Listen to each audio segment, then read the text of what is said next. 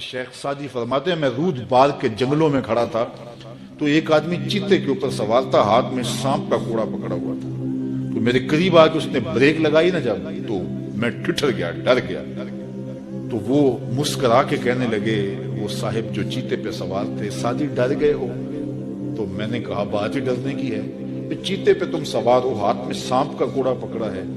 تو سعدی فرماتے ہیں وہ بزرگ مسکرا کے بولے سعدی تو خدا کا ہو جا، خدا کی خدائی تیری ہو جائے، تو ہو کے تو دیکھ ان کا، پھر نوکر ہو جائے گی ساری خدائی تیری۔ لیکن آپ جب زر کے پیچھے لگ گئے تو پھر غلام بن گئے۔ یہ دنیا کی مثال سائے کی طرح ہے، سائے کے پیچھے بھاگو گے تو آگے بھاگے گا، سائے کے آگے بھاگو گے تو پیچھے بھاگے گا۔ اللہ اکبر۔ حضور نے ایک سوراخ سے بیل نکلتے ہوئے دیکھا، نکلنے کے بعد پھر دوبارہ اس چھوٹے سے سوراخ سے وہ گھسنا چاہتا ہے لیکن وہ گھس نہیں پاتا۔ تو جبریل امین سے پوچھا یہ کیا ماجرا ہے؟ عرض کی یا رسول اللہ صلی اللہ علیہ وسلم، یہ شخص کی مثال بیان کی گئی ہے جو زبان سے بڑا بول بول بیٹھتا ہے اور پھر اس کو واپس لینا چاہتا ہے تو وہ نہیں لے پاتا۔ جو آپ بول دیا پھر وہ واپس نہیں ہو سکتا، اس لیے بولنے سے قبل سوچ کے بولنا چاہیے۔ یہ بہت سارے تیر زبانوں کے، کچھ لوگوں کی عادت ہوتی ہے کہ وہ فٹ بول دیتے ہیں، وہ یہ نہیں سوچتے اس سے کسی کا دل دکھ جائے گا۔ اور بعض لوگوں کے رویے یہ ہوتے ہیں کہ سچا بندہ کھرا ہوتا ہے، کڑوا ہوتا ہے تو وہ ہمیشہ ہی کڑوے رہتے ہیں۔ یہ کون سی بات ہے؟ رسول اللہ سے بڑا سچا کوئی نہیں تھا، حضور سے میٹھا کوئی نہیں تھا۔ تو یہ کیا بات ہوئی کہ یہ خیال کر کے کہ میں سچا ہوں اور کڑوا ہوں، ہر وقت زہر اگلتے رہو، لوگوں کی عزتیں اچھالتے رہو، لوگوں کی آبروؤں پہ حملہ کرتے رہو کہ میں سچا ہوں اور سچا بندہ کھڑا ہوتا ہے بات کر دیتا ہے۔ اپنی گفتگو کو کنٹرول میں کرو، کسی کا دل نہ توڑو، کسی کے دل کو اذیت نہ پہنچاؤ، خلق خدا کی بہتری کا سوچو، خود سہ لو اپنے اوپر لیکن کسی کو تکلیف نہ پہنچاؤ۔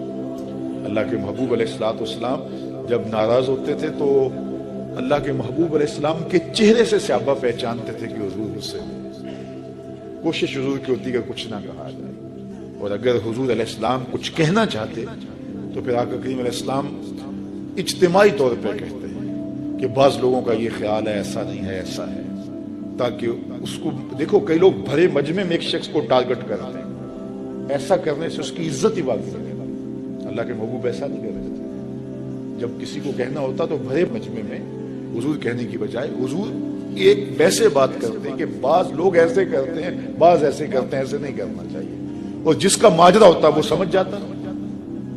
تو یہ کوئی بات نہیں ہوتی کہ میں کھرا آدمی ہوں، میں سچا آدمی ہوں، میں لوگوں کے دل چیرتا رہوں، میں لوگوں کے دل پر حملہ آور ہوتا رہوں، لوگوں کے جذبات سے کھلتا رہوں، لوگوں کو تکلیف اور آزار پہنچاتا رہوں، اور خلق خدا کے لیے میں تکلیف کا باعث بن جاؤں صرف اس بات پر کہ میں سچا ہوں۔ پہلی بات یہ ہے کہ یہ تیرا گمان ہے کہ تو سچا ہے اور کھڑا ہے، یہ تو اللہ کو پتا ہے کون کہاں کھڑا ہے۔ اس لیے یہ بات بہت اہم ہے کہ بولنے سے قبل سوچنا چاہیے، ایسے ہی زبان سے کوئی بات نہیں نکال دینی چاہیے۔ عربی کا ایک شعر ہے کہ جراحات السنان لہو تیام ولا یلتام ما جرح اللسان، کہ جو زخم نیزوں کے لگتے ہیں وہ بھر جاتے ہیں لیکن زبان کے تیروں کا زخم کبھی نہیں بھرتا، وہ تازہ رہتا ہے۔ اس لیے ہمیشہ آپ سوچیں اپنی زندگی میں کہ ہماری زبان سے لگا ہوا تیر کسی کو گھائل تو نہیں کر رہا۔ اور کچھ لوگ ایسے ہوتے ہیں کہ وہ مر بھی جاتے ہیں لیکن